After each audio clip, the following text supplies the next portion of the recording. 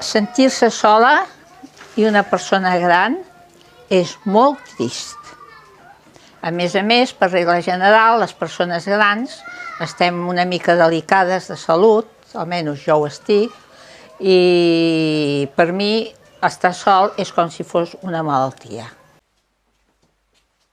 Jo normalment els dies de cada dia vaig a comprar i perquè com que soc molt coneguda, doncs parlo amb la gent, a la plaça, a fora. Durant el dia, durant la setmana vaig passant. L'únic dia que el passo més malament és el diumenge, perquè el diumenge a la tarda estic sola.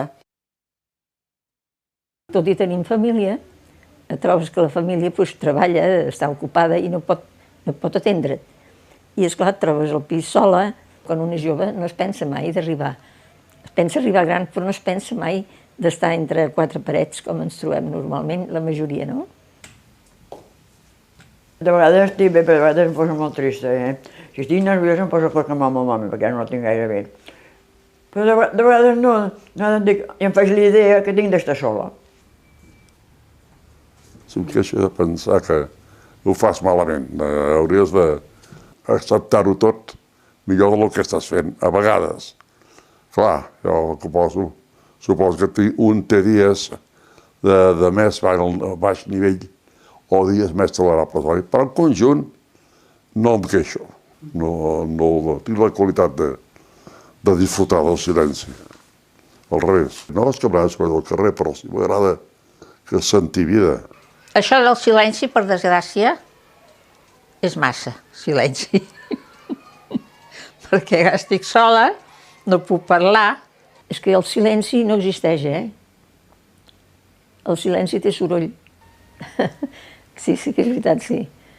I no m'havia donat mai compte, d'abans de tenir aquesta edat, que el silenci tingués soroll. M'agrada escoltar la ràdio perquè així sembla que estic més acompanyada. N'hi ha que poso la tele. Jo la tele no me la poso, però perquè la ràdio puc fer coses. Puc anar cap allí, cap aquí, cap aquí, cap allà. Així en silenci no m'agrada estar-hi. Inclús em vaig a dormir la ràdio.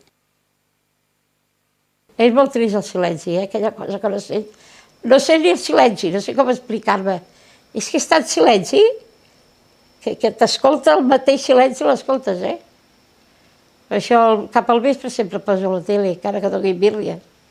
Però almenys em distrec una mica.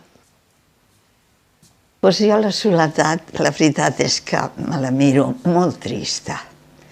Perquè, clar, t'adones compte, quan ets gran, que ja tu no et vales com et valies i també ni t'expresses com t'expressaves.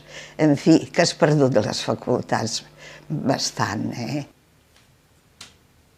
Es muy difícil de explicarlo, según como el ánimo tenga uno. Hay veces que se encuentra uno bien y tiene ánimo y dice, bueno, sea lo que Dios quiera, estoy en sus manos. Pero hay otras veces que dice, ¿por qué vivo? ¿Para qué vivo? ¿Qué ilusión puedo tener sin tener a mis hijos, sin conocer a algunos de mis nietos, mis bisnietos?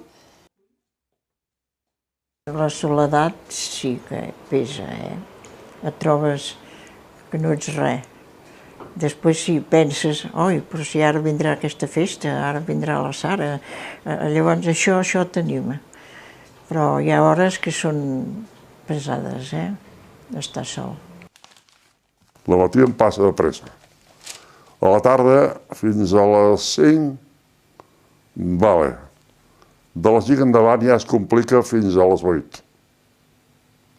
Són les hores més passades, que em costa més de passar. Al dematí, pràcticament el passo al llit. Si em trobo més bé, ja dic, vaig a la piscina a moure les cames i ja ha passat el dematí. Ara a la tarda és molt pesada. Allà a les 5 ja comença a ser fosc i tens tot tancat perquè ara encara hi ha algú obert i sent soroll de l'escala, del carrer. Però aquell fred que ja fa i aquella soledat que ara t'encongeixes més, una pena. A vegades estic plorant i tot, També aquesta hora de la tarda, que sí, que notes... És una cosa que també no s'explica, una enyorança, que ara si parlés molt segur que em caurien les llàgrimes. El dematí és distret, perquè sempre té alguna cosa a fer, o surto si compro alguna cosa, o si no, caminar una mica. La tarda és fatal. La tarda és molt llarga. A vegades sí que, des que ratos que em feia una miqueta més difícil, però com que ja són tant temps que estic tan sola, ja em vaig acostumant. Les tardes són fatals, són molt dures, perquè abans no me'n donava compte les hores com passaven, però és que ara sí. Les tardes em són molt llargues de passar, però bueno, jo crec que mica en mica ens hem d'anar acostumant, com és lògic. Aquesta malaltia, un s'hi acostuma a totes les malalties, no?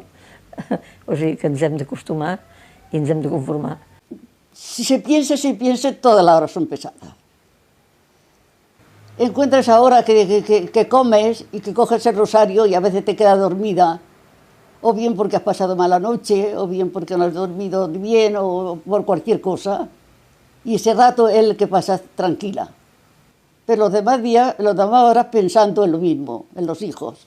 Se puede hacer muchas cosas, pero falta que haya dinero para eso. Falta que haya dinero para eso, porque yo tendría una persona aquí fija, pero tendría que pagarle un montón de dinero. ¿Y a dónde está ese montón de dinero? Yo mi pensión es la de las mínimas, las pequeñas. Buscar-te una amiga, una companya que et pogués venir a veure més sovint, o no jo a casa d'ella, per parlar només, Mentre un parla, pensa el que parla, però no penses en altres coses que penses durant el rest del dia. Per tant, és una manera de passar el temps que, a més, pot ser agradable. Si la persona és agradable, és una manera de passar el temps agradable. Doncs això val la pena aprofitar-ho, no? Gràcies a Déu he trobat una voluntària que val més pessetes del món.